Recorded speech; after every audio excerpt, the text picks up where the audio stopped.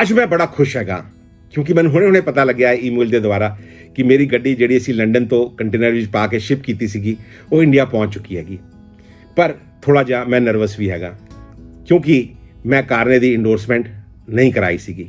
ਹੁਣ ਪਤਾ ਨਹੀਂ ਜਾ ਕੇ ਕਸਟਮ ਦੇ ਉੱਤੇ ਕੀ ਹੋਏਗਾ।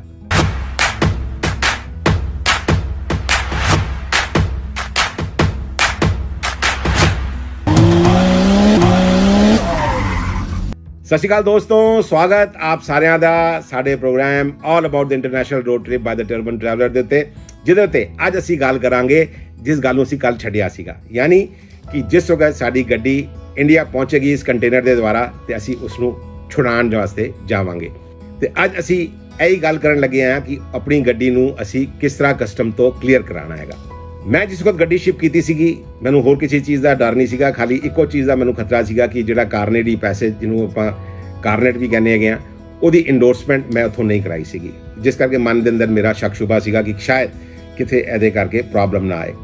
ਪਰ ਜਿਸ ਵਕਤ ਮੈਂ ਇੰਡੀਆ ਆਇਆ ਤੇ ਮੈਂ ਲੱਭਣ ਦੀ ਕੋਸ਼ਿਸ਼ ਕੀਤੀ ਕਿ ਬਈ ਮੈਨੂੰ ਇਹ ਗੱਡੀ ਨੂੰ ਕਲੀਅਰ ਕਰਨ ਵਾਸਤੇ ਕੀ ਕਰਨਾ ਪਏਗਾ। ਤੇ ਮੈਨੂੰ ਲੋਕਾਂ ਨੇ ਐਡਵਾਈਸ ਕੀਤਾ ਕਿ ਤੁਹਾਨੂੰ ਇੱਕ ਸਭ ਤੋਂ ਪਹਿਲੇ ਇੱਕ ਕਸਟਮ ਕਲੀਅਰਿੰਗ ਏਜੰਟ ਦੀ ਲੋੜ ਪਏਗੀ। ਹੁਣ ਕਸਟਮ ਕਲੀਅਰਿੰਗ ਏਜੰਟ ਤੁਸੀਂ ਗੂਗਲ ਕਰੋ, ਬਥੇਰੇ ਮਿਲ ਜਾਣਗੇ ਤੁਹਾਨੂੰ, ਬਹੁਤ ਸਾਰੇ ਕਸਟਮ ਕਲੀਅਰਿੰਗ ਏਜੰਟ ਮਿਲ ਜਾਣਗੇ। ਲੇਕਿਨ ਉਹਨਾਂ ਵਿੱਚੋਂ ਉਹ ਕਿਹੜਾ ਕਸਟਮ ਕਲੀਅਰਿੰਗ ਏਜੰਟ ਹੈ ਜਿਹਨੂੰ ਇਸ ਚੀਜ਼ ਦਾ ਤਜਰਬਾ ਹੋਵੇ ਕਿ ਗੱਡੀਆਂ ਕਿਸ ਤਰੀਕੇ ਨਾਲ ਕਲੀਅਰ ਕਰਾਈ ਜਾਂਦੀਆਂ ਨੇ, ਜਾਂ ਆਪਾਂ ਇਉਂ ਆਖੀਏ ਕਿ ਉਹ ਗੱਡੀਆਂ ਕਲੀਅਰ ਕਰਾਉਣ ਦੇ ਅੰਦਰ ਸਪੈਸ਼ਲਾਈਜ਼ ਕਰਦਾ ਹੋਵੇ। ਬੜਾ ਕੁਝ ਅਸੀਂ ਲੱਭਿਆ, ਬੜੀ ਮੁਸ਼ਕਿਲ ਨਾਲ ਸਾਨੂੰ ਇੱਕ ਦੋ ਬੰਦਿਆਂ ਦੇ ਰੈਫਰੈਂਸਿਸ ਮਿਲੇ ਜਿਹੜੇ ਕਿ ਕਸਟਮ ਕਲੀਅਰੈਂਸ ਕਰਾਉਂਦੇ ਸੀਗੇ ਗੱਡੀਆਂ ਦੀਆਂ। ਇਸ ਤੋਂ ਪਹਿਲੇ ਮੈਂ ਤੁਹਾਨੂੰ ਇੱਕ ਗੱਲ ਦੱਸ ਦੇਵਾਂ ਕਿ ਪੂਰੇ ਇੰਡੀਆ ਦੇ ਅੰਦਰ ਖਾਲੀ ਮੁੰਬਈ ਦੇ ਅੰਦਰ ਹੀ ਨਵਾਂ ਸ਼ਿਵਾ ਪੋਰਟ ਇਸ ਤਰ੍ਹਾਂ ਹੈਗਾ ਜਿਹਦੇ ਉੱਤੇ ਗੱਡੀਆਂ ਦੀ ਕਲੀਅਰੈਂਸ ਹੁੰਦੀ ਹੈਗੀ। ਅਦਰਵਾਈਜ਼ ਹੋਰ ਪੂਰੇ ਇੰਡੀਆ ਦੇ ਅੰਦਰ ਕਿਸੇ ਵੀ ਪੋਰਟ ਦੇ ਉੱਤੇ ਗੱਡੀਆਂ ਕਲੀਅਰ ਨਹੀਂ ਹੁੰਦੀਆਂ। ਤੇ ਇਸ ਕਰਕੇ ਅਸੀਂ ਆਪਣੀ ਗੱਡੀ ਜਿਹੜੀ ਹੈ ਉਹ ਮੁੰਬਈ ਦੇ ਨਵਾਂ ਸ਼ਿਵਾ ਪੋਰਟ ਤੇ ਭੇਜੀ ਸੀਗੀ। ਹੁਣ ਮੈਂ ਪਲਾਨ B ਵੀ ਚਾਹੁੰਦਾ ਸੀਗਾ, ਇਸ ਕਰਕੇ ਮੈਂ ਆਪਣਾ ਰਸੂਖ ਇਸਤੇਮਾਲ ਕੀਤਾ। ਜਿਹੜੇ ਮੇਰੇ ਦੋਸਤ ਕਸਟਮ ਦੇ ਅੰਦਰ ਕਮਿਸ਼ਨਰ ਸੀਗੇ ਉਹਨਾਂ ਦੀ ਵਾਕਫੀਅਤ ਕੱਢ ਕੇ ਮੁੰਬਈ ਦੇ ਅੰਦਰ ਜਿਹੜੇ ਕਸਟਮ ਕਮਿਸ਼ਨਰ ਸੀਗੇ ਜਿਹੜੇ ਕਿ ਨਵਾਂ ਸ਼ਿਵਾ ਬੈਠਦੇ ਸੀ ਉਹਨਾਂ ਦੀ ਡਿਟੇਲ ਲਈ, ਉਹਨਾਂ ਦੇ ਕੰਟੈਕਟ ਡਿਟੇਲ ਲਈ ਤੇ ਉਹਨਾਂ ਨੂੰ ਫੋਨ ਵੀ ਕਰਵਾਇਆ ਤੇ ਉਹਨਾਂ ਵਾਸਤੇ ਇੱਕ ਲੈਟਰ ਵੀ ਮੈਂ ਲੈ ਲਿਆ। ਹੁਣ ਇਹ ਸਾਰਾ ਕੁਝ ਕਰਨ ਤੋਂ ਬਾਅਦ ਫਿਰ ਮੈਂ ਉਸ ਕਲੀਅਰਿੰਗ ਏਜੰਟ ਨੂੰ ਪੁੱਛਿਆ ਤੇ ਉਹਨੇ ਕਿਹਾ ਤੁਸੀਂ ਫਿਕਰ ਨਾ ਕਰੋ, ਅਸੀਂ ਸਾਰਾ ਤੁਹਾਡਾ ਮੈਨੇਜ ਕਰਾਂਗੇ। ਜਿਸ ਕਲੀਅਰਿੰਗ ਏਜੰਟ ਤੋਂ ਮੈਂ ਕੰਮ ਕਰਾਇਆ ਉਸ ਨੂੰ ਮੈਂ ਪਹਿਲੀ ਵਾਰ ਮਿਲਿਆ ਸੀਗਾ, ਪਰ ਉਹ ਬਹੁਤ ਜ਼ਿਆਦਾ ਪ੍ਰੋਫੈਸ਼ਨਲ ਸੀਗੇ। ਉਹ ਪਿਓ ਤੇ ਪੁੱਤਰ ਉਹ ਦੋ ਕੰਪਨੀ ਚਲਾਉਂਦੇ ਨੇ, ਪਿਛਲੇ 30-40 ਸਾਲ ਤੋਂ ਅਸੀਂ ਲਾਈਨ ਵਿੱਚ ਨੇ। ਤੇ ਉਹ ਬੰਦਾ ਜੇ ਮੈਂ ਇਸ ਤਰ੍ਹਾਂ ਕਹਾਂ ਕਿ ਸਪੈਸ਼ਲਾਈਜ਼ ਕਰਦਾ ਹੈਗਾ ਜਾਂ ਏ ਲਿਸਟਡ ਕਸਟਮ ਕਲੀਅਰਿੰਗ ਏਜੰਟ ਹੈਗਾ ਖਾਸ ਤੌਰ ਦੇ ਉੱਤੇ ਗੱਡੀਆਂ ਕਲੀਅਰ ਕਰਾਉਣ ਵਾਸਤੇ।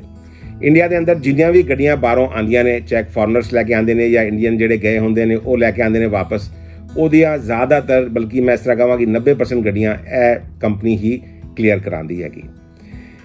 ਇਹਦਾ ਸਾਨੂੰ ਪਤਾ ਬਾਅਦ ਹੀ ਲੱਗਿਆ ਜਿਸ ਵਕਤ ਉਹਨਾਂ ਨੇ ਸਾਨੂੰ ਆਪਣੀ ਸਰਵਿਸ ਪ੍ਰੋਵਾਈਡ ਕੀਤੀ ਤੇ ਸਰਵਿਸ ਬਿਲਕੁਲ ਸੀਮਲੈਸ ਸੀਗੀ, ਕੋਈ ਵੀ ਉਹਦੇ ਅੰਦਰ ਸਾਨੂੰ ਪਰੇਸ਼ਾਨੀ ਰੱਤੀ ਭਰ ਵੀ ਨਹੀਂ ਹੋਈ।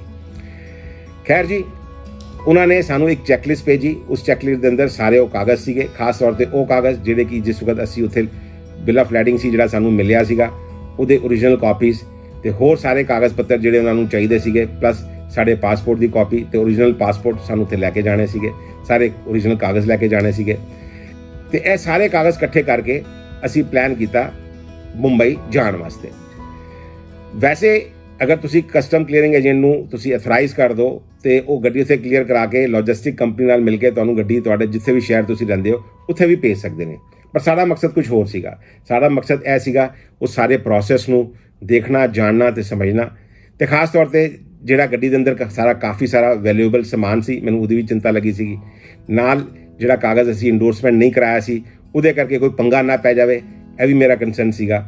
ਤੇ ਇਹ ਸਾਰਾ ਕੁਝ ਮੈਂ ਵੀਡੀਓ ਦੇ ਉੱਤੇ ਸ਼ੂਟ ਵੀ ਕਰਨਾ ਚਾਹੁੰਦਾ ਸੀਗਾ। ਇਸ ਕਰਕੇ ਅਸੀਂ ਨਿਸ਼ਚੈ ਕੀਤਾ ਕਿ ਮੈਂ ਜਾ ਕੇ ਉੱਥੇ ਗੱਡੀ ਆਪਣੇ ਸਾਹਮਣੇ ਕਲੀਅਰ ਕਰਾਵਾਂਗਾ।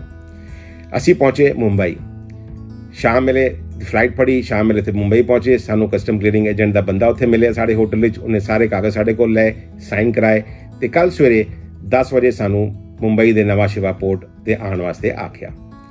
ਇੱਥੇ ਤੁਹਾਨੂੰ ਇੱਕ ਟਿਪ ਦੇ ਰਿਹਾ, ਜਿਹੜੇ ਵਕਤ ਵੀ ਤੁਹਾਨੂੰ ਉਹ ਏਜੰਟ ਬੁਲਾਉਣ ਸਵੇਰ ਦੇ ਟਾਈਮ ਤੇ ਤੁਸੀਂ ਟਾਈਮ ਸਿਰ ਪਹੁੰਚ ਜਾਓ। ਅਸੀਂ ਥੋੜਾ ਲੇਟ ਹੋ ਗਏ ਜਿਸ ਕਰਕੇ ਸਾਡਾ ਕੰਮ ਵੀ ਥੋੜਾ ਲੇਟ ਹੋ ਗਿਆ ਕਿਉਂਕਿ ਵਿੱਚ ਲੰਚ ਟਾਈਮ ਆ ਗਿਆ।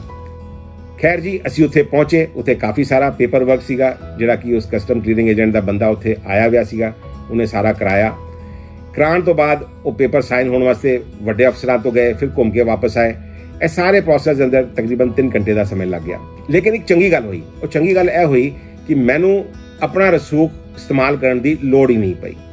ਉਹਨਾਂ ਨੇ ਸਾਡੀ ਗੱਡੀ ਦਾ ਕੰਮ ਬਿਲਕੁਲ ਬਿਨਾਂ ਕਿਸੇ ਪ੍ਰੋਬਲਮ ਦੇ ਕਸਟਮ ਕਲੀਅਰੈਂਸ ਵਾਲਿਆਂ ਨੇ ਸਾਨੂੰ ਕਰਕੇ ਦਿੱਤਾ। ਜਿਸ ਵਕਤ ਸਾਰੇ ਪੇਪਰ ਫਾਈਨਲ ਹੋ ਗਏ, ਸਭ ਦੇ ਦਸਤਖਤ ਹੋ ਗਏ, ਫਿਰ ਵਾਰੀ ਆਈ ਗੱਡੀ ਦੀ ਫਿਜ਼ੀਕਲ ਐਗਜ਼ਾਮੀਨੇਸ਼ਨ ਦੀ। ਫਿਜ਼ੀਕਲ ਐਗਜ਼ਾਮੀਨੇਸ਼ਨ ਦਾ ਮਤਲਬ ਹੁੰਦਾ ਹੈ ਕਿ ਉਹ ਕੰਟੇਨਰ ਨੂੰ, ਜਿਸ ਕੰਟੇਨਰ ਤੇ ਸਾਡੀ ਗੱਡੀ ਅਸੀਂ ਸ਼ਿਪ ਕੀਤੀ ਹੁੰਦੀ ਹੈ, ਉਹ ਕੰਟੇਨਰ ਬੁਲਾਇਆ ਜਾਂਦਾ ਹੈਗਾ, ਉੱਥੇ ਰੱਖਿਆ ਜਾਂਦਾ ਹੈਗਾ। ਫਿਰ ਇੱਕ ਜਿਹੜਾ ਆਫੀਸਰ ਹੈ ਉਹ ਉੱਥੇ ਜਾਂਦਾ ਹੈਗਾ, ਉਹ ਸੀਲ ਕੱਟ ਕੇ ਗੱਡੀ ਨੂੰ ਦਰਵਾਜ਼ਾ ਖੋਲ੍ਹ ਕੇ ਗੱਡੀ ਬਾਹਰ ਕਢਵਾਉਂਦਾ ਹੈਗਾ। ਕੱਢ ਕੇ ਤੇ ਫਿਰ ਗੱਡੀ ਦੇ ਚੇਸਿਸ ਨੰਬਰ, ਇੰਜਨ ਨੰਬਰ ਸਾਡੇ ਕਾਗਜ਼ਾਂ ਦੇ ਉੱਤੇ ਜਿਹੜੇ ਹੁੰਦੇ ਨੇ ਉਹ ਮਿਲਾਉਂਦਾ ਹੈ, ਤੇ ਗੱਡੀ ਦੇ ਅੰਦਰ ਜਿਹੜੀ ਸਮਾਨ ਦੀ ਅਸੀਂ ਡਿਕਲੇਰੇਸ਼ਨ ਦਿੱਤੀ ਹੁੰਦੀ ਹੈਗੀ ਉਹ ਸਮਾਨ ਨੂੰ ਮੈਚ ਕਰਦਾ ਹੈ, ਤੇ ਫਿਰ ਸਾਨੂੰ ਹੈਂਡਓਵਰ ਨੋਟ ਬਣਾ ਕੇ ਸਾਡੇ ਕੋਲ ਸਾਈਨ ਲੈ ਕੇ ਸਾਨੂੰ ਗੱਡੀ ਦੇ ਦਿੰਦਾ ਹੈਗਾ।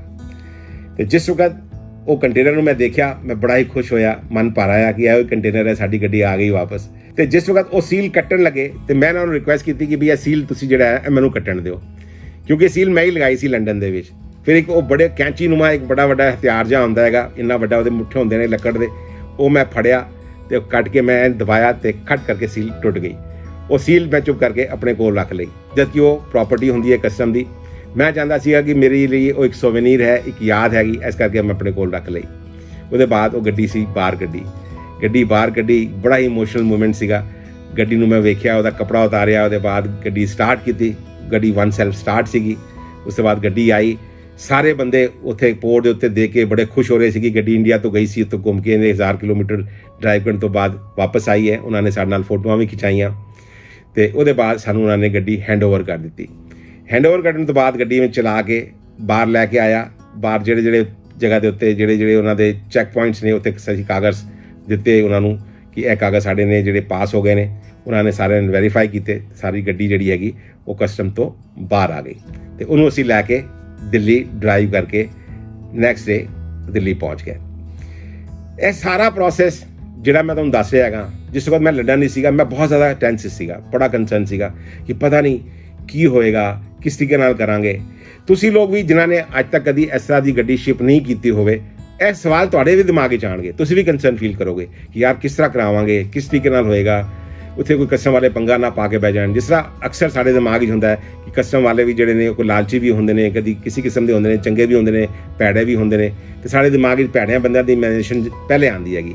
ਲੇਕਿਨ ਐਸਾ ਬਿਲਕੁਲ ਵੀ ਨਹੀਂ ਸੀਗਾ। ਕਸਟਮ ਡਿਪਾਰਟਮੈਂਟ ਉਹਨਾਂ ਦੀ ਪਿੱਠ ਸੁਣਦੀ ਪਈ ਹੈਗੀ। ਬਹੁਤ ਹੀ ਵਧੀਆ ਬੰਦਰ ਸੀਗੇ, ਬਹੁਤ ਹੀ ਵਧੀਆ ਆਫੀਸਰ ਸੀਗੇ ਜਿਨ੍ਹਾਂ ਨੇ ਸਾਡਾ ਕੰਮ ਹੈਂਡਲ ਕੀਤਾ। ਤੇ ਉਹ ਬੰਦਾ ਜਿਹੜਾ ਕਿ ਸਾਡਾ ਕਸਟਮ ਕਲੀਅਰਿੰਗ ਏਜੰਟ ਸੀਗਾ, ਉਹ ਬਹੁਤ ਹੀ ਵਧੀਆ ਸੀਗਾ। ਉਹਨੇ ਸਾਨੂੰ ਰੱਤੀ ਭਰ ਵੀ ਕਿਸੇ ਕਿਸਮ ਦੀ ਕੋਈ ਵੀ ਪ੍ਰੋਬਲਮ ਨਹੀਂ ਆਉਣ ਦਿੱਤੀ ਤੇ ਸਾਡੀ ਗੱਡੀ ਬਿਲਕੁਲ ਸੀਮਲੈਸਲੀ ਕਲੀਅਰ ਹੋ ਕੇ ਬਿਨਾਂ ਕਿਸੇ ਪਰੇਸ਼ਾਨੀ ਦੇ ਕਸਟਮ ਤੋਂ ਬਾਹਰ ਆਈ। ਤੇ ਇਹ ਸੀਗਾ ਸਾਡਾ ਅਨੁਭਵ, ਸਾਡਾ ਐਕਸਪੀਰੀਅੰਸ ਕਸਟਮ ਦੇ ਉੱਤੇ ਗੱਡੀ ਕਲੀਅਰ ਕਰਾਉਣ ਦਾ। ਉਮੀਦ ਕਰਨੇ ਆ ਇਹ ਆਪ ਨੂੰ ਚੰਗਾ ਲੱਗਿਆ ਹੋਵੇਗਾ, ਪਸੰਦ ਆਇਆ ਹੋਵੇਗਾ। ਇਨਫੋਰਮੇਸ਼ਨ ਜਿਹੜੀ ਮੈਂ ਆਪ ਜੀ ਨਾਲ ਸ਼ੇਅਰ ਕੀਤੀ ਹੈਗੀ, ਉਹ ਇਨਫੋਰਮੇਸ਼ਨ ਵੀ ਆਪ ਵਾਸਤੇ ਲਾਭਕਾਰੀ ਹੋਏਗੀ। ਤੇ ਤੁਸੀਂ ਜਿਸ ਵਕਤ ਆਪਣੀ ਗੱਡੀ ਲੰਡਨ ਤੋਂ ਜਾਂ ਕਿਸੇ ਵੀ ਕੰਟਰੀ ਤੋਂ ਇੰਡੀਆ ਵਾਸਤੇ ਸ਼ਿਪ ਕਰੋਗੇ ਤੇ ਤੁਹਾਨੂੰ ਰੱਤੀ ਭਰ ਵੀ ਤੁਹਾਡੇ ਮਨ ਵਿੱਚ ਕੋਈ ਸ਼ੱਕ ਸ਼ੁਬਾ ਜਾਂ ਵਹਿਮ ਜਾਂ ਡਰ ਨਹੀਂ ਹੋਏਗਾ, ਇਹਦੀ ਮੈਂ ਗਰੰਟੀ ਦੇਣਾ।